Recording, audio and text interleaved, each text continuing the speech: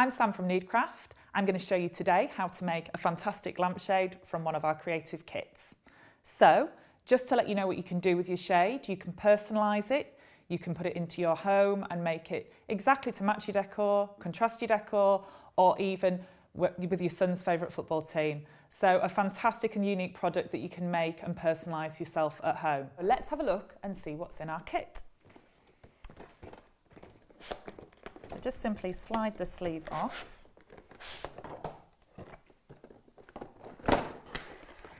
Here we go. So first of all, you have your two rings, and these are your lampshade rings. You have a plain ring, which is this circular one, and then you also have a utility ring. And you'll notice in the middle of the utility ring, there is a fitting, and this fitting is for a UK light fitting. So something that you might recognise like this at home. If you take this out, it will make the hole wider, and that will then fit your European fitting. So really versatile and should fit any lamp that you've got at home or any pendant light fitting. Also we have in our kit is our PVC, which is just handily wrapped up for you. I'll just show you my flat piece that I've got here ready on the table. So this is anti-static, it's anti-yellowing, and it's also been tested rigorously from a fire retardant point of view. So this is a completely fire resistant material. It's very high quality and professional, and it's what you'd expect to find in a lampshade on the high street. One thing you'll notice on the back is that it's got grid lines, and this panel has actually been handily cut to size for you. So there's actually no measuring at all in this product, which is great. You don't even need to get your tape measure out. On the front side, back to the white side, you'll notice here, if I just bend that back gently, that the kiss cut has already been put in for you. And I'll show you how we're going to use that later on when we make the kit up, but it does actually make it incredibly easy to make. Also in our box, we have the finishing tool, and this tool we're going to use later on to tuck all the edges of our fabric underneath our rings. And it has a serrated edge, and then as you can see, it's got two smooth sides and a pointed corner. And I'll take you through as part of the demonstration how we'll use that. One of the important parts of the kit is the double-sided tape, and this tape is very high tack tape. It's also very flexible, as you can see, and it's transparent. And you'll see how that comes into play a little bit later on. Finally, we've got a fantastic set of instructions. So these instructions are really detailed. They take you through every single step of the lampshade making process, along with hints and tips as you go along. And there we go, you can see them again on the reverse. So really, it makes it very easy to make up. So let's move on to making up our kit. So all you're going to need to make up your kit is a clean, flat surface. You'll need either a sharp craft knife or a pair of dressmaker's scissors. And if you have one, optionally, you can also use a seam roller that you might have for some other crafts at home. But that's optional and not necessary. So let's just move on to our first stage. Okay. So in terms of your covering that you're going to use for your lampshade, you just need to use a woven fabric. So a cotton or a linen or something with a weaving is useful. Don't maybe go too thick on your fabrics, so maybe avoid wools and tweeds, although it's worth giving it a try if that's what you'd like to do. And I would just avoid stretch fabrics because they don't tend to work too well on this particular type of product. So we've got a lovely woven cotton here, as you can see, with a nice all-over pattern on it. So very simply, you just need to make sure that you've got the right size of covering, and your covering is very handily here on the front of the box. So you need 97 centimetres by 25.5 centimetres. So excellent for kind of using up scraps, particularly if you've been making cushions or curtains and you want to have your shade to match. So just to take you through what we do, you simply lay out your PVC with the grid lines down, and the fabric must also be facing down on your clean flat surface. We just simply go to one side. I tend to go to the right side, and we just peel away, as you can see, the backing paper, and around about 5 to 10 centimetres is enough, and you just line that up. And then once we go down, we simply stick it down, and I just use the base of my fist to get a really smooth finish. And all we're doing is adhering the PVC onto the fabric. The trick to this part is just by simply putting your hand underneath and pulling away the backing paper from the PVC, and again just rubbing down with your fist. So really simple, making sure it's nice and smooth. There we go. And a little bit more, and nice, smooth, so it adheres well. I'll just move that over. And you'll find the more of the PVC that's stuck down onto the fabric, the easier it is to pull the paper away.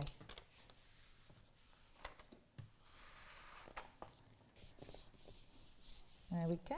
Fantastic. So that's gone on nice and smooth. And I always just like to turn over and just make sure that there's no frays or any loose strands of cotton that have got caught. So that's lovely. So that's going to give us a lovely finish on our shade. Okay. The next stage is to just simply cut around the edge of the PVC. So you can either use dressmaker scissors, or you could use a craft knife, or alternatively you could use a rotary cutter if you have one at home and you're used to using them. So I'm just going to use scissors and simply cut along the edge of the PVC, just making sure that you're staying as flush as you can to the edge there.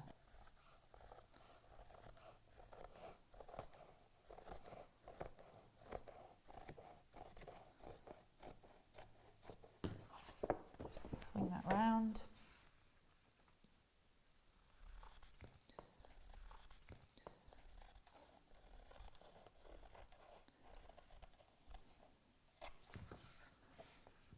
Okay, so there we have it, and we've still got our kiss cuts intact. Now we're going to take the kiss cut section of the PVC away. So we just simply fold it back, and I find the easiest thing is to push one down and lift one up, and that will just give you a little opening. Now with this, the idea is not to rip it off really quickly, because as you can see my fabric's fraying a little bit. So very gently, just pull the kiss cut away, making sure that you're moving any frays off. So this is a particularly fraying fabric. We're going to tuck all of this edge in so it doesn't matter too much, but you don't want to kind of encourage the frays. So just really gently pulling that away. Great. And what that kiss cut cleverly does is it leaves us with a margin exactly the right amount that we're going to tuck under the shade at the end. So it's basically doing your job for you. It's doing the measurement for you. So again, just clip up and push down, and then start to gently pull that away.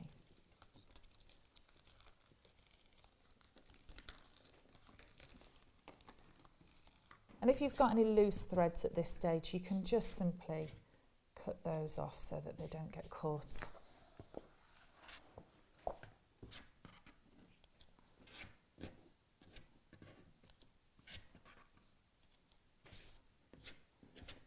There we go. Okay, and just before we finish with the PVC panel, we just now need to take our high-tack double-sided tape.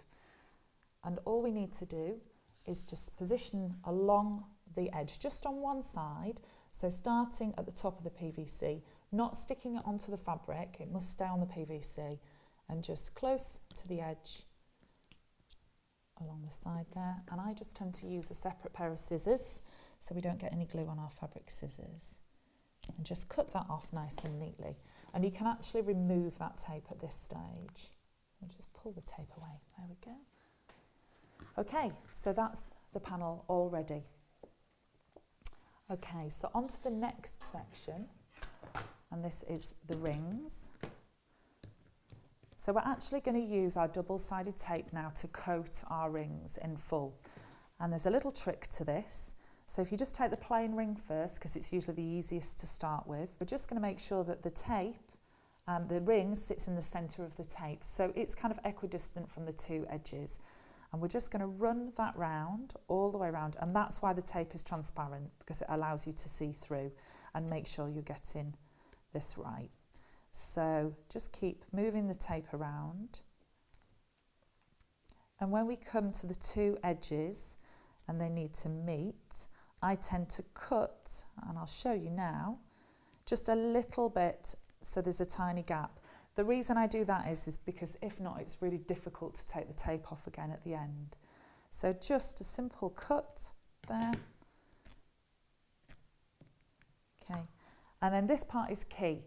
What we need to do is try and get as much of that tape around the ring as possible. So with our fingers and thumb, we just literally roll the tape around the ring, pushing it down and making sure that we're getting that ring coated in the high-tack tape, because the rings are actually going to stick onto the PVC of our shade in the next step. So just getting as much coverage as possible. Okay, so that's our plain ring. And we're now going to repeat the process again on our utility ring. So just making sure that the ring is in the centre of the tape, and we're going to just roll the tape round. So just rolling round, and just got to the point where we meet, and I just snip just before so they don't overlap, so it's easier to take the tape off. And then just taking your fingers and your thumb, just simply pushing the tape around, just pushing it down quite firmly, making sure that it's sticking well. There we go. Okay. So that's our two rings completed, and now we're ready to roll. So to roll the shade, we need to be working down the shade towards the taped end. And I'm going to just move to the side of the table. First of all, though, we need to just take these off. So just unravel your tape. Take the release tape off. I tend to take this one off first so I can sit it on the table quite safely, and then take this one off. There we go.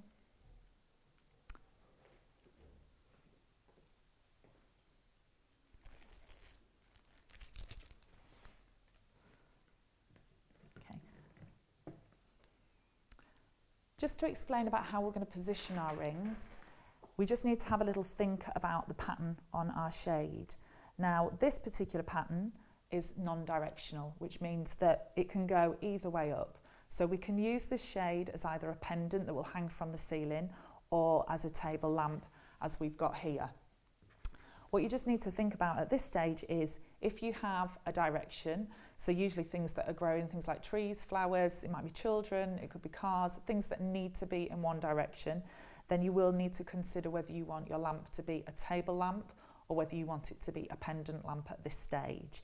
So for mine, it doesn't particularly matter where I position my rings, because we can use this fabric either way up, but do have a think about what you want your shade to be as you're at this stage.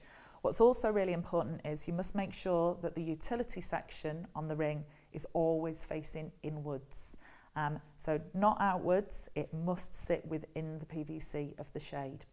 So I'm just going to start rolling the rings.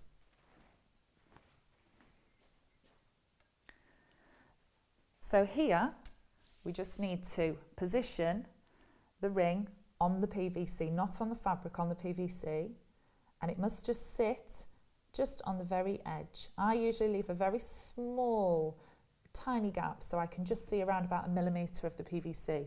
And then with the other hand, once you've got one in position, it's easier to do the second one. And if you need to, you can kind of wiggle it over. So there we go. So that's on. And you can feel already the firmness. And what we need to now do is simultaneously roll the rings. So we're just very carefully keeping an eye on both edges, making sure that they're rolling equally. And you can see already that the sticky tape is doing its job. And now we can start rolling a little bit closer to the rings. We can actually use our hands lower down.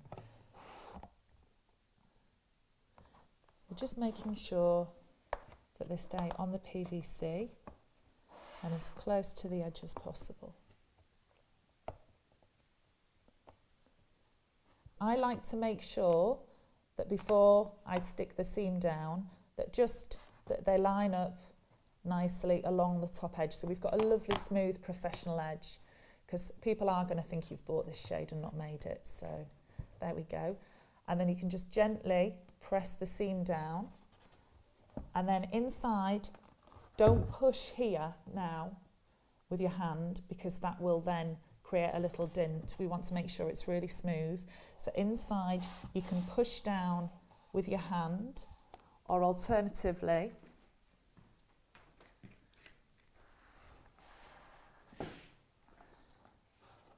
you can use the seam roller, which will give it a really secure push down without putting too much pressure on. So that's just making sure that that seam is now rolled together and it's starting to look like a professional shade. So we're going to move on to finishing the shade now.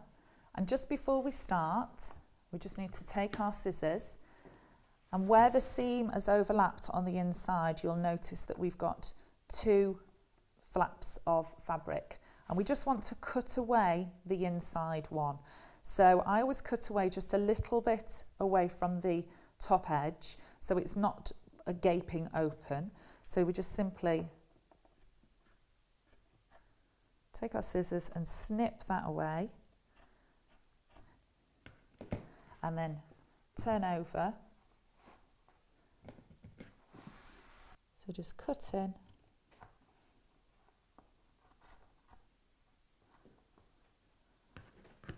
Okay, and what you'll also notice is the spokes on the utility ring will also need to cut into those as well. So just simply taking the fabric, and I tend to do it from the top so I can make sure I've got my scissors lined up with a spoke, just snip in, and that will mean that the fabric will sit nicely around them. So just parallel, so just a simple cut in from the top. There we go.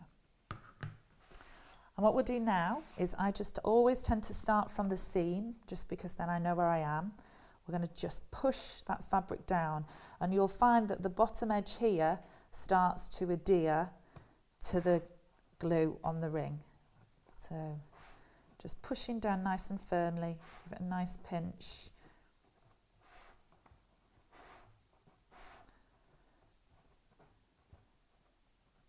There we go.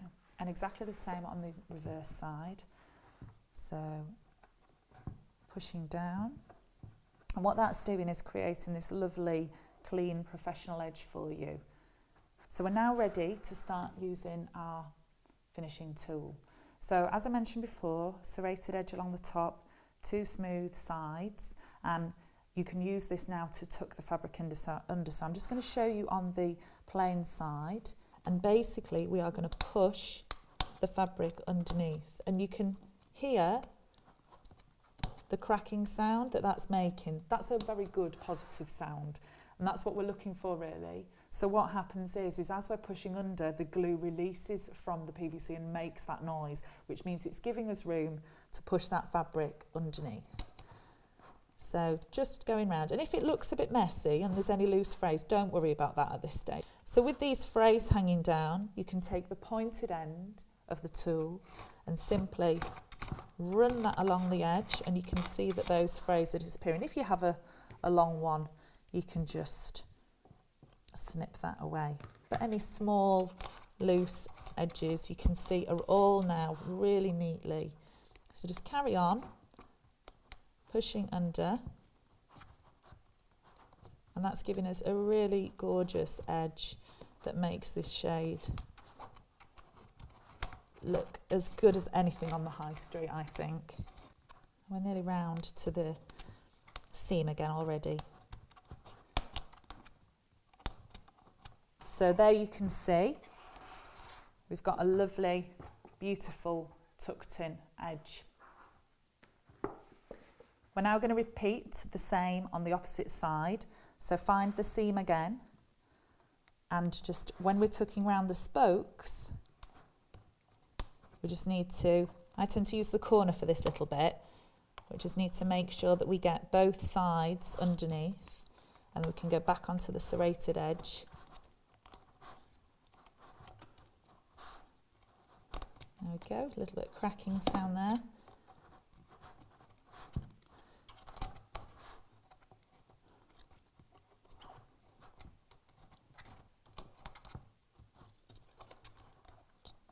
Final spoke, so just pushing underneath. There's quite a long thread there, so just snip that away.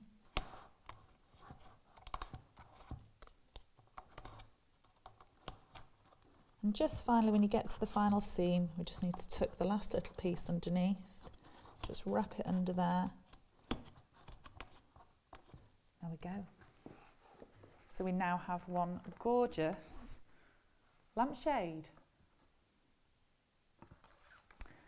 So I hope we've inspired you today with our lampshade making kit, and that you'll get creative at home, maybe even make some for family or friends, or even consider maybe starting your own business.